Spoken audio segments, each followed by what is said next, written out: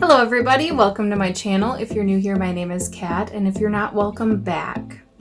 Today I'm going to show you how to make a stovetop cover. If you have a small kitchen, this is really helpful to keep the area kind of open, and if you have guests over and you're making food, you can put the food on the stove once it's made, so it frees up other space for drinks and all that type of stuff. So if you're interested in seeing how I made it, then keep watching.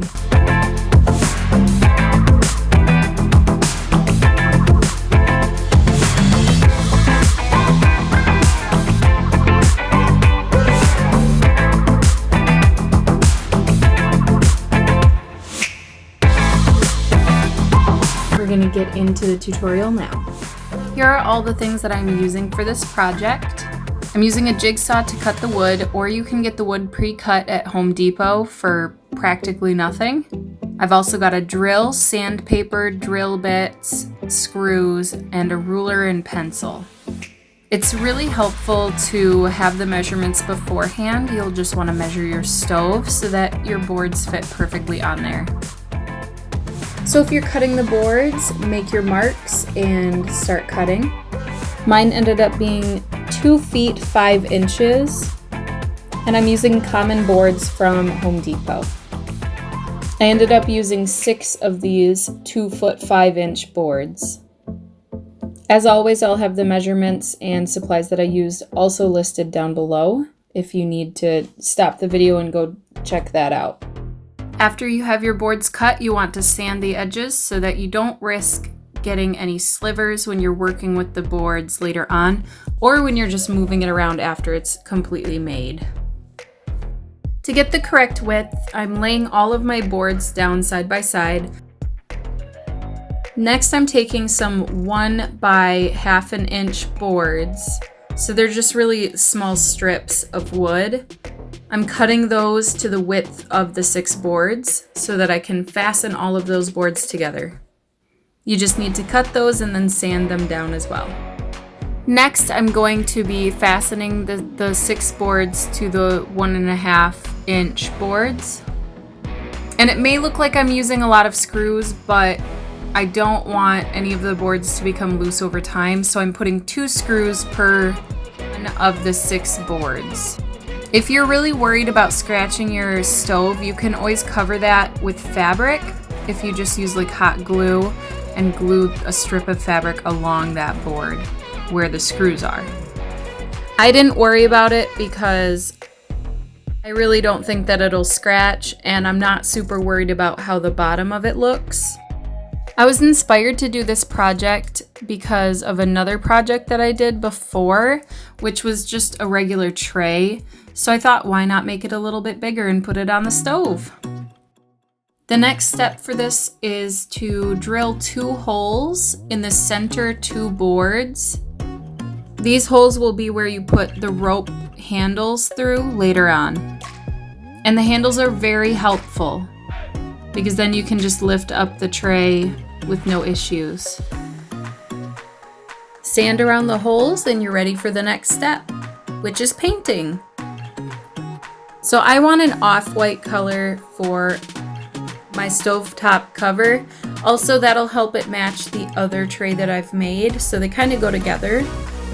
So I'm just using white acrylic paint with a tiny bit of red and a little bit of yellow.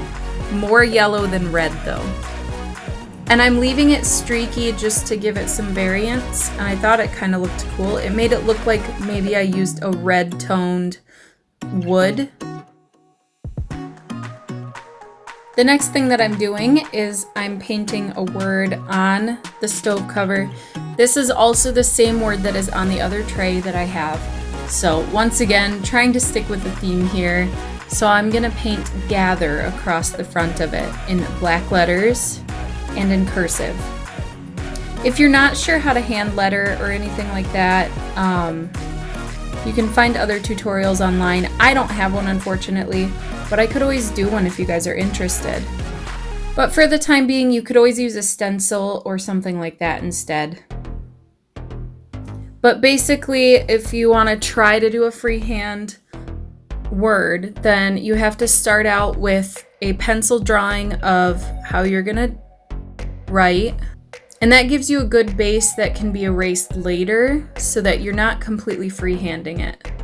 You can also use a photo for reference if that helps you. Then you want to trace those lines that you drew with the pencil with black paint and thicken it up on certain parts of the letters, usually the downslope.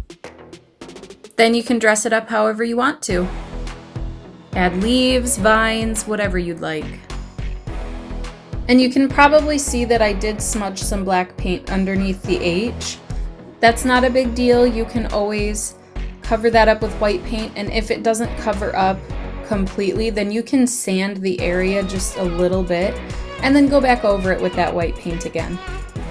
Now just let that paint dry before you move on to the next step, which is adding the rope handles. I should have said something like this earlier, but you want to make sure that the drill bit that you're using to drill the holes makes a wide enough hole for your rope to fit through. I unfortunately made the mistake of using too small of a bit, and I didn't have a larger one. And I didn't really want to go out to the store just for that. So what I ended up doing was widening the hole a little bit with the drill that I have. And then I put tape around the end of the rope and pulled it through with some scissors, but you should use pliers. I'm just silly. Don't follow everything that I do, please. So once you pull the rope through, just knot it on the bottom and then cut off the excess, and there you go. Repeat that on both sides and you have your handles. So that is how I made my new stove cover. I really like it. I hope that it really helps me to keep the stove clean so I have more surfaces in my kitchen to work with. It's a very small kitchen, so that's all I want. So that is how I made my stovetop cover. I really like it. It's keeping my kitchen way cleaner. I tend to not clean up right after eating, but if I have to move stuff off the stove and then move it back after, it'll make me keep my space a little cleaner, I think. So we will see how that goes. So if you enjoyed this video and want to see more like it, don't forget to like, comment, and subscribe, and hit the bell icon if you want to see more videos like this in the future. Do it, meow.